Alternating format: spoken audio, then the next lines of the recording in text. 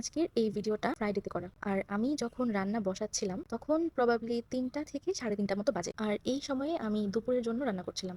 এর কারণ হচ্ছে আমরা এখন যেখানে থাকছি আমরা এখান থেকে অন্য একটা সিটিতে শিফট করব। বেসিক্যালি আমরা হচ্ছে ফ্রাইডেতে বাসা খুঁজতে গিয়েছিলাম। তো ফ্রাইডে অনেক সকালের দিকেই আমরা বের হয়েছিলাম। তবে রাস্তায় এত বেশি জ্যাম ছিল যেহেতু ফ্রাইডে, তো দেখা যাচ্ছে যে অনেকে ঘুরতেও বের হয়, আবার অনেকে যারা জব করে তারা অনেকে বাড়িতেও যায়। তো এই কারণে আসলে রাস্তায় প্রচন্ড জ্যাম ছিল, তার উপরে আবার রাস্তা খারাপও ছিল। আর আমরা যে এরিয়াতে শিফট করব ওইটা এখান থেকে বেশ অনেকটাই দূরে, যার কারণে আসলে আমরা যদি আরো লেট করে বাসা খুঁজতে যেতাম তাহলে দেখা যেত লাস্ট মোমেন্টে আমরা বাসা না পেলে তখন একটা ঝামেলায় পড়ে যেতাম। তো যাই হোক, আমরা কিন্তু বেশ অল্প সময়ের মধ্যেই মোটামুটি পছন্দ মতো একটা বাসা পেয়েছিলাম। তবে রাস্তাঘাটে এত জ্যামের কারণে আমাদের আসতে আসতে প্রায় ৩টা বেজে গেছিল। সেম এরিয়ার মধ্যে এক বাসা থেকে আরেক বাসায় শিফট করাটাই যেখানে কি পরিমাণে হ্যাসেল, সেখানে আমাদের তো এত দূরে শিফট করতে হবে। যারা জব করে তাদের তো আসলে ব্যাপারটা এমনই হয় যে তারা খুব বেশি দিন এক জায়গায় থাকতে পারে না। তাদের আসলে জব চেঞ্জ করতে হলে এক জায়গা থেকে আরেক জায়গায় মুভ করতে হয়। তো আমাদের বিষয়টাও ঠিক সেরকম। আমার হাজবেন্ড যেহেতু জব চেঞ্জ করছে, তো সেই জন্য আমাদেরকেও এখান থেকে মুভ করতে হবে। এই বিষয়টা একদিক দিয়ে যেমন ভালো, আবার অন্য দিক দিয়ে একটু কষ্টদায়ক। কারণ দেখা যায় একটা বাসায় আমরা অনেকদিন থাকার পর সেই বাসাটাকে একদম নিজের ইচ্ছা মতো নিজের পছন্দ মতো গুছিয়ে নিয়ে এরপর যদি সেই বাসাটাকে ছেড়ে আবার অন্য কোথাও চলে যেতে হয়, এটা আসলে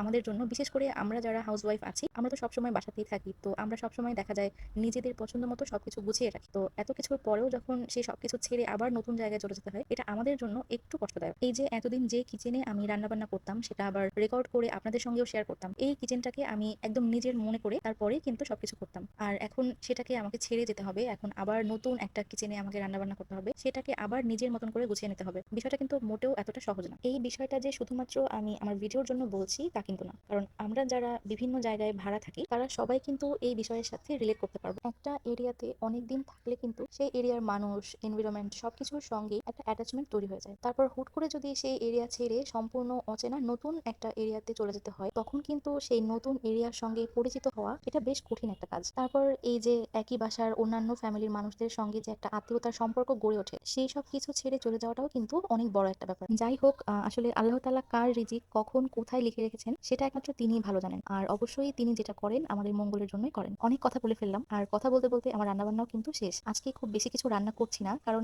আসলে সময় নেই। আমি প্রথমেই বলেছি যে অলমোস্ট ৩:৩০ বেজে গেছে যখন আমি রান্না বসিয়েছি, তাই শর্টকাটে প্রথমে ভাত রান্না করেছি, এরপর চিকেন রান্না করে নিয়েছি। তো আজকের ভিডিওটা এই পর্যন্তই। ভালো লাগলে অবশ্যই আমার পেজটাকে ফলো করে দিবেন এবং আমার ইউটিউব চ্যানেলটাকে সাবস্ক্রাইব করে দিবেন। দেখা হবে পরের ভিডিওতে। আল্লাহ হাফেজ।